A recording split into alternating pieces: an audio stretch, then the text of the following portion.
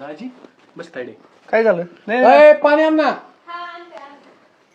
बस दाजी. कसं काय तब्येत पाणी? टेन्शन मध्ये मी थोडस. आईन ती कुठे गेलं तर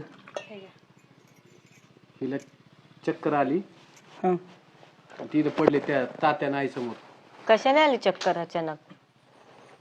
ते प्रेग्नेंट ना आता 1-1.5 महिने झालं. हा आणि मग त्यांच्याशी वाद झाला आणि ते म्हणले आम्ही तुम्हाला नाही करू शकत. ते चिडचिड करतात. त्यांना म्हणलं खोकला येतोय त्यांना. म्हणलं पाहुणे येणार आहे तुम्ही त्यांच्या समोर नका तसं खोकत जाऊ. तर तिथं शेंगदाणे फोडीत होती आई. त्याच्यात बी तात्या तिथंच आई तसंच उरफाट बोलत येत.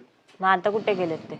आता मला काय माहिती म्हणले आम्ही येतो तुम्हाला तुमच्या संसारात नाही डवळ करणार. म्हणजे ते निघून गेले का? त्या खाटकुरीवर करायची सवय लागली त्यांना. काय करणार आहे मी बरं दाजी? तरी त्यांना खूप वेळा समजावलंय मी, ऐकतच नाही ना माझं. सारखंच होतंय का अधून मधूनही? रोजच चालू आहे, हे नसतात घरी. सारखं पैसे ते खोकल्याला ना औषधाला आणि कशाला बी मागायचं. पैसे द्यायला पाहिजे तुम्ही पण. कोणी? तुम्ही मग दिले की आम्ही. आता नसले कोडून द्यायचं. मी तर पाहिजे ना पगार पाणी टायमाला. मंथ एंडिंग चालू आहे, त्यांचा डॉक्टर पगार कडे नाही नेलेलं झाला. का नाही मग? मग नेलतं ना.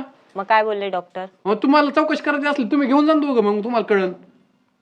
तू काय चौकशी करायला आली माझी? म्हणजे मला खोटंपणा पाडते का? तसं नाही, तुझा पण बाप आहे ना मग विचारते. तू बघ ना तू आहे काही मला काय सांगते रे. त्यांनी आम्हाला कॉल नाही केला ना. आम्हाला कॉल केला असता तर आम्ही पाठवले असते पैसे. माहिती तुला पैशावाले पोटची पडली. द्यायचे ना मनाने देते. नुसतं देऊ का करणारे माणसं असते तुमच्यासारखी. मग अहो मला पण कधीतरी मला समजून घेतलं का तुम्ही कधी? तिला दुखत आहे म्हणलं तर आईने सांभाळायचं का तिला कामाला लावायचं भांडे पिंडे धुवायला? अहो घेतोय आम्ही तुम्हाला समजून, पण आम्ही येऊस तर त्यांना थांबून तरी ठेवायचं ना. मग एक काम करा आताच कुठे असतील कुठेतरी तुम्ही बघून या स्टँडवर फीडवर. आता मी काय सांगू? येतील ते, म्हटलं येतील. का सीसीटीव्ही जीपीएस लावलंय त्यांना.